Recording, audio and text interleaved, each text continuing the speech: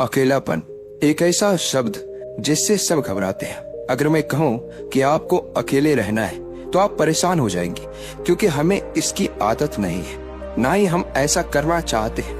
बदलते जमाने के साथ लोगों का रहन सहन तो बदल ही रहा है, साथ ही जीने का तरीका भी बदल रहा है। कई लोग ऐसे हैं जो किसी मजबूरी में, जैसे नौकरी इत्यादि के कारण अकेले रहते हैं, तो कई लोग ऐसे हैं जो अपनी मर्जी से अकेले रहना पसंद करते हैं, अपने काम को सच्ची लगन से अकेले ही करते हैं। जो लोग अपने मर्जी से अकेले रहते हैं उनमें कुछ अलग ही गुण होते हैं। ऐसे लोग जीवन में सफलता जल्दी हासिल कर लेते हैं। अकेले रहने के फायदे अगर आपने समझ लिया तो समझो आपने पूरी जिंदगी समझ ली। अकेले रहना किसी के लिए वाकई आसान काम नहीं है। अकेले रहने का लेकिन ये भी मतलब नहीं है कि हम अपने घर परिवार मित्रों से दूर रहें। अकेले रहने की भी एक कला है जो आगे आपको इस कहानी में पता चलेगा। अकेले रहने का यहाँ मतलब है एकांत में रहकर अपने काम को, अपने सम्मान को, अपनी प्रतिष्ठा को, अपने अंदर झांकने की कला को, अपने उज्जवल भविष्य को आप कैसे आगे बढ़ा सकते हैं उसके बारे में जानना। हम अकेले रहने के उन 7 अमूल्य गुणों के बारे में भी जानेंगे इस कहानी के माध्यम से। एक व्यक्ति एक गुरु के पास आया और बोला, गुरुदेव, मेरे दुख का कारण क्या है? गुरु बहुत ही बड़े आत्मज्ञानी व्यक्ति थे। गुरु ने कहा, अपने आप को चीजों से चिपका लेना, चीजों को पकड़ लेना और उन चीजों के प्रति आसक्त होकर उसके पीछे भागना ही तुम्हारे दुख का कारण है। उस व्यक्ति ने गुरु को धन्यवाद किया और कहा, गुरुदेव, आपने तो मेरी समस्या का समाधान कर दिया। मैं इतने दिनों से अपनी समस्या का समाधान चाहता था। आपका धन्यवाद गुरुदेव। यह कहकर वह व्यक्ति वहां से जाने लगा। गुरु ने कहा, पूरी बात तो सुन लो। उस व्यक्ति ने कहा, नहीं गुरुदेव, आपका इशारा मिल गया, बस वही काफी है और समझदार को इशारा ही काफी होता है। 1 महीने के बाद वह व्यक्ति फिर से गुरु के पास आया। इस बार उस व्यक्ति का हाल बहुत ही बुरा था। वो बहुत ही दुखी था और सीधे गुरु के चरणों में गिर गया और कहा, गुरुदेव, आपने जो कहा था मैंने वैसा ही किया, पर मुझे सुख नहीं मिला, मुझे तो और दुख मिल रहा है। गुरु ने उस व्यक्ति से पूछा, तुमने ऐसा क्या किया? व्यक्ति ने कहा, मुझे अपने परिवार वालों से, मित्र, रिश्तेदारों से दुख मिल रहा था। मैंने उसे छोड़ दिया और छोड़कर चला गया। 2-4 दिन तो मुझे अच्छा लगा, पर धीरे धीरे मुझे उनकी याद आने लगी। अपने माता पिता, अपनी पत्नी, अपने बच्चे याद आने लगे। रिश्तेदार, यहाँ तक कि अपने शत्रु भी मुझे याद आने लगे। इतना दुखी तो मैं उनके पास रहकर भी नहीं था जितना मैं उनसे दूर होकर हो गया हूँ। इसलिए आज मैं वापस घर जाने के लिए निकला था और आपके पास आ पहुंचा। आपने मुझे इतनी गलत सलाह क्यों दी गुरुदेव? गुरु मुस्कुराए और गुरु ने कहा, तुम परिवार को छोड़कर भागे, मित्रों, रिश्तेदारों, यहाँ तक कि शत्रुओं को भी छोड़कर भागे, पर यह तुम्हारी गलत फहमी थी कि तुम छोड़कर भाग रहे हो। वास्तव में तो तुम उन्हें लेकर भाग रहे थे। व्यक्ति ने कहा, पर गुरुदेव, मैं तो किसी को अपने साथ नहीं लाया। गुरु ने कहा, जो चीज हमें दुख देती है वह कहीं बाहर नहीं होती, यहाँ तक कि जो हमें सुख देती है वह भी बाहर नहीं होती। यह सब परिवार वाले, रिश्तेदार, मित्र, शत्रु, ये सब कहाँ बसते हैं? ये सब हमारे मन में बसते हैं। और जब तुम भागे तो तुम अपने मन को साथ लेकर भागे, और तुम्हारे मन में यह सब तुम्हारे साथ भाग रहे थे, तो तुम इनसे कहीं दूर गए ही नहीं। जब जो चीजें मन में बसी हो और वह आसपास हो, वह हमें बहुत लगता है, पर वह बहुत कम होता है। और जब हम इन चीजों से दूर हो जाते हैं, यानी छोड़कर भाग जाते हैं, तब मन उन चीजों को पाने के लिए फिर से प्रयास करने लगता है, और तब यह चीजें बहुत ज्यादा दुख देती है, जैसा तुम्हें हो रहा है। व्यक्ति ने कहा, तो गुरुदेव, मैं क्या करूं? चीजों के साथ रहो तो दुख, चीजों को छोड़कर जाओ तो दुख। क्या मैंने सिर्फ दुख उठाने के लिए ही जन्म लिया है? गुरु जोर से हंसे और कहा, यह बात बिल्कुल सत्य है। यहाँ सब सिर्फ दुख उठाने के लिए जन्म लेते हैं, पर यह भी सत्य है कि इन दुखों के पार सुख है और उन सुख के पार दुख है, फिर सुख और फिर दुख है। जिन चीजों में हमें सुख नजर आता है वह दुख देते हैं, और जिनमें दुख नजर आता है वही सुख का कारण बन जाते हैं। उस व्यक्ति ने कहा, गुरुदेव, क्या इस सुख दुख के मायाजाल से बाहर निकलने का कोई रास्ता नहीं है? गुरु ने कहा, रास्ता तो है, मगर तुम इसी दुनिया में रहना चाहते हो, इन सब के साथ रहना चाहते हो, तो तुम्हें एक काम करना होगा। तुम ऐसे ही रहो जैसे कि तुम इस दुनिया में अकेले हो। सबके साथ रहो पर अकेले रहो। व्यक्ति ने कहा, पर गुरुदेव, ये कैसे हो सकता है? गुरु उस व्यक्ति को एक जगह पर ले गए जहाँ एक मेला लगा हुआ था। वहाँ बहुत भीड़ थी। गुरु ने कहा, देखो अपने आसपास यह किसी को जानते हो क्या? व्यक्ति ने कहा, नहीं, यहाँ तो कोई भी मेरी जान पहचान का नहीं है। गुरु ने कहा, क्या तुम यहाँ अकेले हो? व्यक्ति बोला, हाँ गुरुदेव, बिल्कुल अकेला हूँ। गुरु ने कहा, नहीं, तुम्हारे मन में कुछ चल रहा है, तुम अकेले नहीं हो। व्यक्ति ने कहा, हाँ, मैं जल्द से जल्द अपने घर जाना चाहता हूँ, अपने पत्नी से, अपने बच्चों से, अपने माता पिता से मिलना चाहता हूँ, अपने मित्रों से मिलना चाहता हूँ, वही मेरे मन में चल रहा है। गुरु ने कहा, अब यह सब भूलकर आंखें बंद कर लो और अपना ध्यान यहाँ होने वाली आवाजों पर लगा दो। व्यक्ति ने ऐसा ही किया और जैसे ही उसने अपनी आंखें बंद की और सारा ध्यान वहां हो रही आवाजों पर लगा दिया, उसे एक अकेलापन, एकांत महसूस हुआ। उसे लगा कि वह इतनी बड़ी भीड़ में भी अकेला है। सभी आवाजों के ऊपर ध्यान लगाने के कारण किसी आवाज का कोई महत्व नहीं था, बस आवाजें थी और वह था। उसने अपनी आंखें खोली और कहा, गुरुदेव, यहाँ तो मैं बिल्कुल अकेला हूँ, सब है पर कुछ नहीं है। गुरु ने कहा, बस इसी तरह अकेले होना है।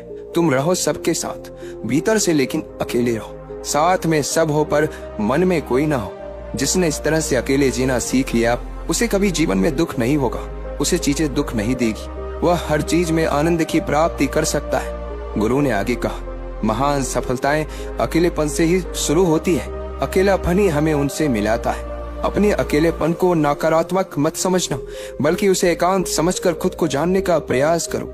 जब तुम्हें एकांत पसंद आने लगे तो समझो तुम्हारा वास्तविक वजूद तुमसे मिलना चाहता है। इसलिए अपने इस एकांत प्रेम का सम्मान करो। गुरु बोले, मैं तुम्हें 7 ऐसी खूबियों के बारे में बताता जो अकेले रहने वाले लोगों में पाई जाती है और उन्हें दूसरों से अलग बेहतर बनाती है। गुरु ने कहना शुरू किया, पहली खूबी जो एकांत में रहने वाले लोगों में पाई जाती है वो ये है कि ऐसे लोग दूसरों की तुलना में खुद के प्रति ज्यादा जागरूक होते हैं। वो खुद के स्वभाव और आचरण के बारे में ज्यादा गहराई से जानते हैं। ऐसा इसलिए होता है क्योंकि जब हम अकेले होते हैं तो हमें खुद के बारे में सोचने का काफी समय मिल जाता है, जिससे हम खुद के व्यवहार को अच्छे से समझ पाते हैं। एकांत में रहने वाले लोग खुद की कमजोरी और ताकत को भी अच्छे से जान पाते हैं, जिससे वो दूसरे लोगों की तुलना में किसी भी खराब परिस्थिति का सामना ज्यादा अच्छे से कर सकते हैं। गुरु ने कहा, अकेले रहने वाले लोगों की दूसरी खूबी है कि ये सकारात्मक सोच वाले लोग होते हैं। देखो, जब बहुत से लोग हमारे साथ होते हैं तो वहाँ एक दूसरे से तुलना, जलन, घमंड, लालच जैसे को विचार अपने आप ही मन में आने लगते हैं। फिर इंसान इन विचारों के बस में आकर उल्टे सीधे काम करने लगता है।